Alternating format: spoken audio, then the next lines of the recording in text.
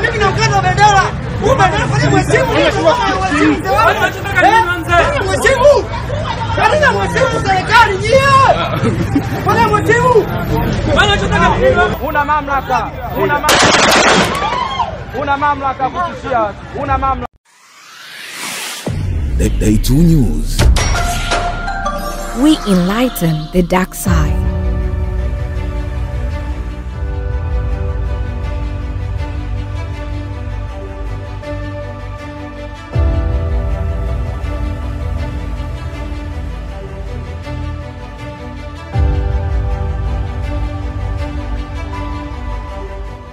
Mwaka 2017 maeneo ya Masaki jijini Dar es Salaam katika viunga vilivyopo jirani na ubalozi wa Canada ilishuhudiwa tukio lililowashtua Watanzania wengi baada ya kumuona Adam Kigoma Malima aliyewahi kuwa naibu waziri wa fedha na mipango katika serikali ya awamu ya 4 akizozana na askari polisi kiasi cha askari mmojawapo kumnyoshia bunduki na kumtishia na kisha kupiga risasi hewani huku akiwa amesimama uso kwa uso na kigogo huyo wa serikali. Risasi kutoka kwenye bunduki zilirindima mchana kweupe huku wananchi wakiwa wamejaa katika eneo hilo wakifuatilia mzozo huo baina ya Adam Malima ambaye kwa sasa ni mkuu wa mkoa wa Morogoro dhidi ya askari wa jeshi la polisi kutoka kituo cha polisi cha Oysterbay. Taharuki ilizuka na baadhi ya wananchi walianza kutimua mbio kuondoka eneo la tukio huku wengine wakisalia na wakiwazomea polisi kwa kile walichodai kuwa ni matumizi ya nguvu kupita kiasi. Lakini ni nini hasa kilitokea baina ya pande mbili zilizokuwa zikizozana mbele ya kadamnasi? Mzizi wa mzozo huo ulikuwa ni nini? Na kwa nini polisi askari mmoja alifikia hatua hii ya kufyatua risasi? Na baada ya hapo sakata hili lilimalizikaje? Usijali, tulia na Day 2 News, kwani mwanahabari Charles William ameandika simulizi kamili ya mkasa huu, na mimi ni Kelvin Rafael Zungu nitakusimulia hatua kwa hatua.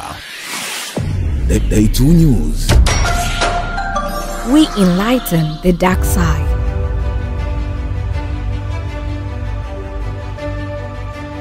Asubuhi ya saa 5 tarehe 15 Mei mwaka 2017, Adam Kigoma Ali Malima aliyewahi kuwa mbunge wa jimbo la Mkuranga mkoani Pwani na aliyewahi kuwa naibu waziri wa nishati na madini na pia naibu waziri wa fedha na mipango kwa nyakati tofauti katika serikali ya awamu ya 5 alifika katika ubalozi wa Canada maeneo ya Masaki, Dar es Salaam kushughulikia mambo yake binafsi.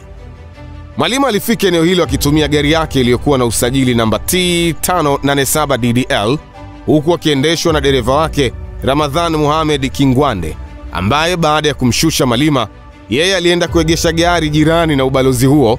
Malima aliingia ubalozini.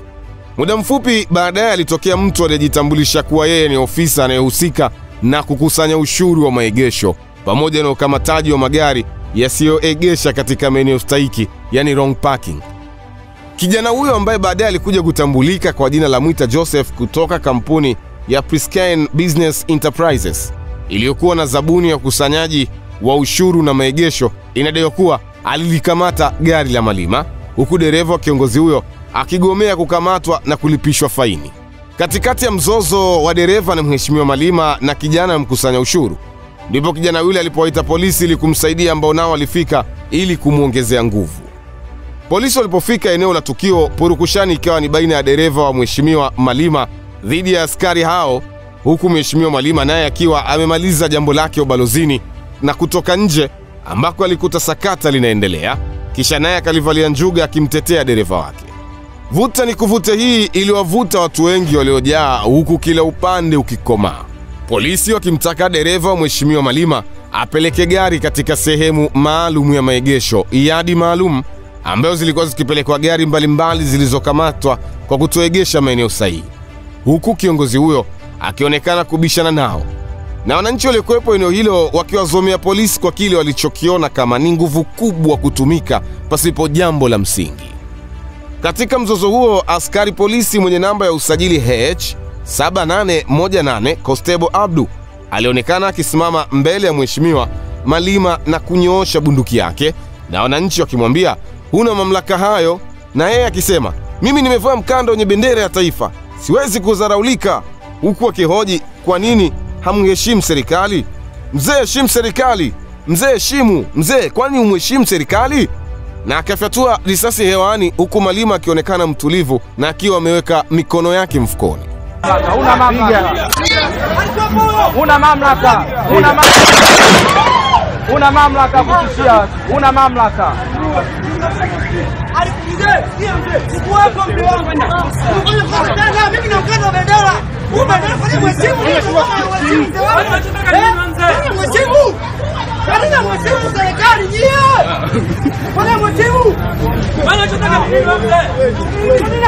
Askari mmojawapo alionekana akimtuliza askari mwenzake aliyefyatua risasi hewani, huku akiendelea kunyanyua bunduki hiyo mara kwa mara, akifoka kwa hasira na kumfuata Malima kumsukuma. Kitendo cha askari kumtuliza askari mwenzake mwenye hasira na anayerusha risasi kiliashiria kwamba askari huyu alikuwa amepandwa na munkari ambao wenzake walikuwa wakiona kuwa umepitiliza na ni hatarishi. Wananchi waliokuwepo eneo la tukio walisikika wakimuunga mkono Mheshimiwa Malima kuwakabili askari hao, wakisema, hao polisi wamezidi, wanawakamata wananchi na kuwachukulia fedha. Wananchi hao walikuwa wakilalamika ukamataji unaofanywa na polisi kwa kushirikiana na kampuni za ukusanyaji wa mapato ya maegesho, kwamba wamekuwa wakifanya operesheni hizo kwa uonevu na kwa lengo la kujipatia fedha binafsi.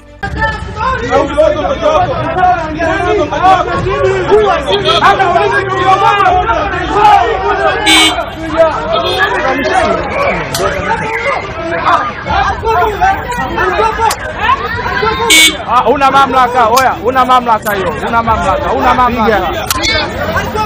Una mamlaka.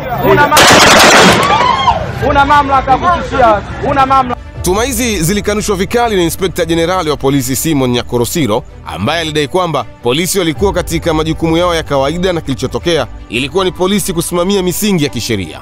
IGP Siro alisema Malima na dereva wake walionyesha ukaidi na dharau kwa askari polisi, hivyo nguvu iliyotumika ikiwemo kufyatua risasi hewani ilikuwa ni nguvu ya wastani, na kwamba kama askari wale wangeshindwa kutumia nguvu na kumkamata Malima, basi wangeshtakiwa na polisi kwa kuwa waoga na kutokutekeleza majukumu yao. Polisi, kama kuna mtuhumiwa, kama kuna kielelezo, ni lazima utumie nguvu ya kadri kuhakikisha mtuhumiwa anakwenda kituo cha polisi. Na kama usipofanya hivyo utashtakiwa kwa uoga, tunaita cowardness. Kwa walirudi kwa ujasiri, na kwa sababu wale walikuwa wanazomea na mazingira yakawa ni hatarishi. Kwa hiyo askari wetu walichofanya kwa lengo la kufanikisha ule ukamataji, ndio alipiga hizo risasi 3 hewani kama mlivyoona, watu wakatawanyika, na akamwamuru Mheshimiwa Malima na dereva kuhakikisha gari hilo linakwenda kipolisi. Dereva na Mheshimiwa Malima wote walipelekwa kituo cha polisi. Kwa hiyo utumiaji wa ile silaha ilikuwa ni kwa ajili ya mazingira yaliyokuwepo, lakini kubwa zaidi kwa ajili ya kusaidia ukamataji, kwa sababu ingekuwa ni aibu tungewashtaki wao kutoweza kuwakamata washtakiwa na kutoweza kupeleka kituo kielelezo kunakotakiwa kupelekwa kielelezo. IGP Siro alieleza zaidi kuwa polisi wanamshikilia Mheshimiwa Malima na kwamba wakati wowote wangempandisha kizimbani ili kujibu mashtaka yake kutokana na kuwazuia askari kufanya majukumu yao katika mkasa huo uliotokea. Wakati huo wananchi waligawanyika pande kubwa mbili. Wale walioamini kwamba tukio la mtu kukosea kuegesha gari ni dogo sana na lilikuwa linawezekana kumalizwa kwa busara tu, na kitendo cha polisi kutumia mpaka bunduki kufyatua risasi ilikuwa ni nguvu kubwa kupitiliza na matumizi mabaya ya silaha. Wananchi wengine waliunga mkono polisi na kusema viongozi wastaafu wamekuwa wakitumia vibaya madaraka kwa kuamini kwamba wao wapo juu ya sheria, hivyo polisi walifanya kitu sahihi kwa kumwonyesha Mheshimiwa Malima kuwa hakuna aliye juu ya sheria wala anayeweza kuwadharau wasimamizi wa sheria kwa kuwa tu aliwahi kuwa kiongozi mkubwa serikalini. Jumanne ya tarehe 16 Mei mwaka 2017, Mheshimiwa Adam Malima alifikishwa mahakama ya hakimu mkazi Kisutu kujibu mashtaka yake akiwa sambamba na dereva wake.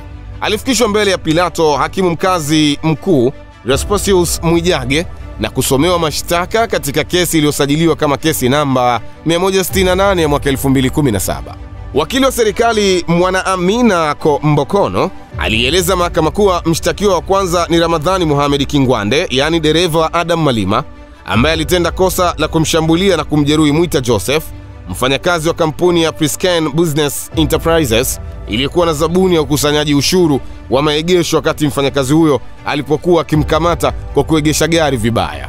Mwendesha mashtaka huyo wa serikali akaieleza mahakama kuwa mshtakiwa wa pili ni Adam Malima, ambaye anashtakiwa kwa kosa la kumzuia afisa wa polisi namba H7818 Constable Abdu kutekeleza majukumu yake halali wakati askari huyo alipokuwa akimkamata dereva Ramadhan Mohamed Kingwande aliyetenda kosa la kumpiga na kumjeruhi mfanyakazi wa kampuni ya kukusanya ushuru wa maegesho. Katika viunga vya mahakama, Mheshimiwa Malima alikuwa akiwakilishwa na wakili wake Peter Kibatala, jambo ambalo liliwashangaza wengi na kuzua gumzo.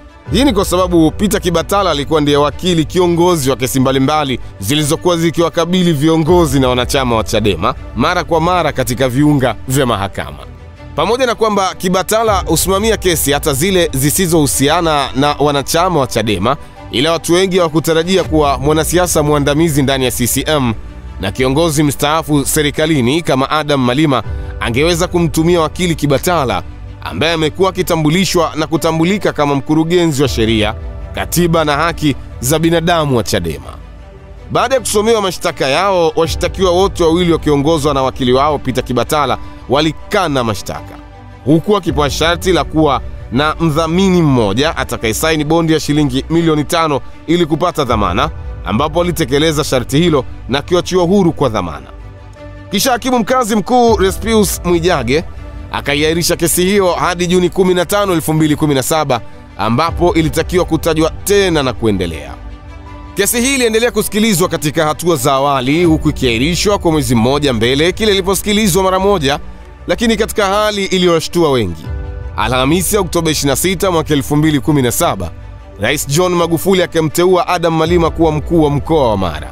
Kilichowashtua watu wengi ni ukweli kuwa katika kesi iliyokuwa ikiendelea, Malima alikuwa anashtakiwa na Jamhuri ya Muungano wa Tanzania kwa tuhuma za kuzuia askari kufanya majukumu yake halali. Hivyo Rais wa Jamhuri ya Muungano wa Tanzania kumteua kuwa mkuu wa mkoa wakati kesi hiyo ikiendelea ni jambo ambalo halikutarajiwa. Arasi mpya Adam Malima akaapishwa na kuripoti kituo chake cha kazi chapchap, huku wengi wakisubiri kuona ni nini kitafuata kwa mkuu huyo wa mkoa ambaye kwa cheo hicho kipya ndiye mwenyekiti wa kamati ya ulinzi na usalama katika mkoa wa Mara. Wakajiuliza, je, atakuwa akisafiri kutoka Mara kwenda Dar es Salaam kila mara kesi ya jinai itakapokuwa ikiendelea mahakamani? Jibu la swali hili lilipatikana mnamo Jumatano ya Novemba 1 mwaka 2017 baada ya mahakama ya hakimu mkazi Kisutu kuamua kumfutia kesi Adam Malima kufuatia upande wa mashtaka, kwa maana ya jamhuri kuiomba mahakama ifute kesi hiyo kwa sababu mkurugenzi wa mashtaka wa serikali DPP hana nia ya kuendelea nayo. Wakili mwandamizi wa serikali Kishenyi Mutalemwa alieleza mahakama kuwa kwa kutumia kifungu cha 9 cha kwanza cha sheria ya mwenendo wa makosa ya jinai, jamhuri inaomba mashtaka hayo yafutwe kwa sababu DPP hana nia ya kuyaendeleza mashtaka hayo dhidi ya washtakiwa. Baada ya maelezo hayo, hakimu mkazi mkuu Respius Mwijage akaridhia kuifuta kesi, na huo ndio ukawa mwisho wa kesi hiyo iliyokuwa ikivutia wafuatiliaji wengi wa siasa na sheria. Hivi ndivyo lilivyoanza na kumalizika songo mbingo hili baina ya Arasi Malima ambaye kwa sasa ni mkuu wa mkoa wa Morogoro dhidi ya polisi kutoka kituo cha polisi Oysterbay, mkoa wa kipolisi wa Kinondoni jijini Dar es Salaam. Vurumai lililoshuhudia askari akikamata bunduki kwa mkono mmoja na kuinyoosha kwa Adam Malima na kisha baadaye kuielekeza hewani na kufyatua risasi, huku wananchi wakiwa hawaamini macho yao. Mwandishi wa simulizi hii ni mwanahabari Charles William maarufu kama Shahidi wa Jamhuri. Niliyekusimulia ni mimi Kelvin Rafael Zungu. Asante kwa kuendelea kuifuatilia Day2 News. Hakika haujafanya makosa. Tufollow Instagram kupitia @Day2 News.